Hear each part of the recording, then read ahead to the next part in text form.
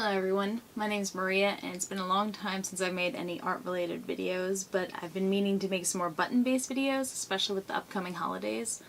So what I have in front of me is a new button maker. This is a different size. I still have my 1 1/4 inch button maker. It's, as you can see, it is very loved.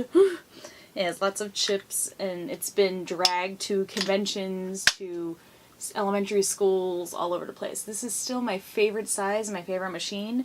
But I've since gotten a few other machines that do different sizes, because this can only make the one size. So let me put that one aside and I'll show you this one. So this one is a 1 inch button maker. So this is the 1 1/4 and this is the 1 inch. So even though there's only a 1/4 of an inch difference between the two, it makes them very different and they're more versatile for different things. This is still my favorite for like button badges, but the little one comes in handy for a lot of things too. For these ones I sell a bunch of accessories. You can make ponytail holders, and this is something I'll show you closer up when I do the demo.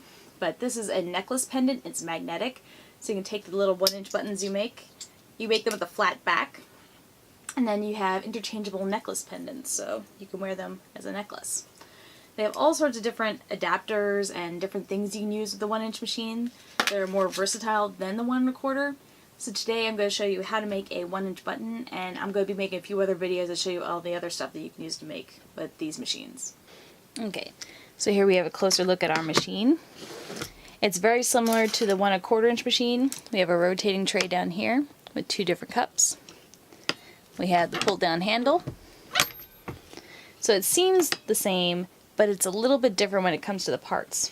So again, the button is made with several pieces. So we have all the pieces right here. So we have the clear mylar film, that's the same as our 1 1/4 inch button. We have the top piece, which is kind of like a slightly domed piece of metal. Again, very similar to the 1 1/4 inch button. We have a little collet, and then we have this little metal pin piece. So instead of being all in one piece, the back, like the 1 1/4 inch button, which is like this, where the pin is attached, this is not. So how this works is you take your art, and you can use a punch. Button Boy ink has the little bee punch that they give you, so it's kind of like a paper punch. You can line it up and just punch it out. I like this punch a lot more than, I have another machine I'll be doing another video on, it's the bigger size. Then this one, I don't care for this punch very much at all. But the little bee I like a lot. It's very simple, I can line it up and I can punch out a bunch very quickly. So here I have a bunch that I've punched out already. They're a bunch of the Sailor Senshi kind of planet symbols. I normally only sell these at conventions, but since they're smaller, I thought that they kind of lent themselves to a design that's this tiny. Like a little pin like this is more like a symbol than something more detailed like the Sailor Moon and space stuff I do. So you take your machine. This is the one you want to start with, the more shallow cup. Down in here, you take this rounded dome. Goes right in there, it fits perfectly inside. You take your artwork, which let's see, do I have any Neptune? Yeah. Neptune is probably my favorite outer Senshi. So I'm gonna put my artwork down on top. Again, the little punch punches up perfectly so it fits right inside.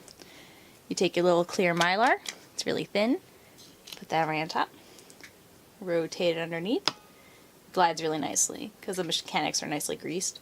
You grab this handle and there you go, pull it down. And then the back part, all you're going to do is put the little ring. You're going to put that so that the open side is facing upwards, so the rounded part goes in. You rotate that under, pull again, and there we have our little button, and now it's hollow in the back. And what you can do is you take this, the little pin, and you just gently bend with your finger and it pops right into place, and then you just pinch it closed. So you can rotate this to get it to line up perfectly. I usually, you can unpin it and then rotate it a little bit within the backing and get it to line up to the front artwork, so that way it's perfectly horizontal to your artwork. But that's it. Now I like the size because of the versatility, like I mentioned earlier. So here's a closer look at that necklace pendant. So they have various chains. You can get the chains from Button Boy Inc. as well. They have these magnetic little, I forget what these are called. It's not a bail, but it's similar.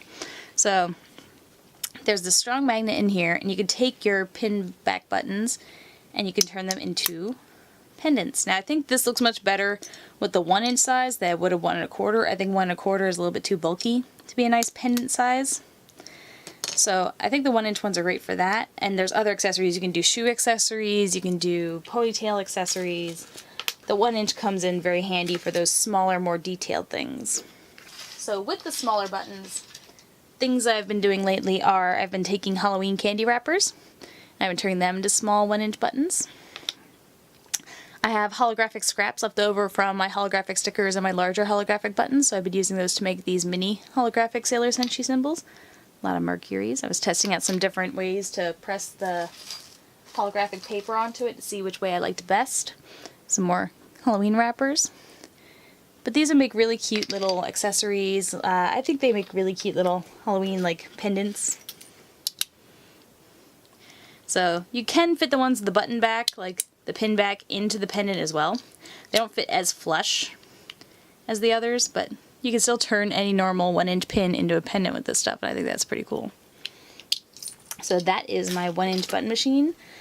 To be honest, I like my 1 1/4 inch better than the 1 inch, but this size is very versatile, and I'm really happy that I have it to kind of add to my arsenal because of little things like the pendants and stuff that I can do with it. So that's it for today's video. Thank you so much for watching, and I'll see you next time. Bye.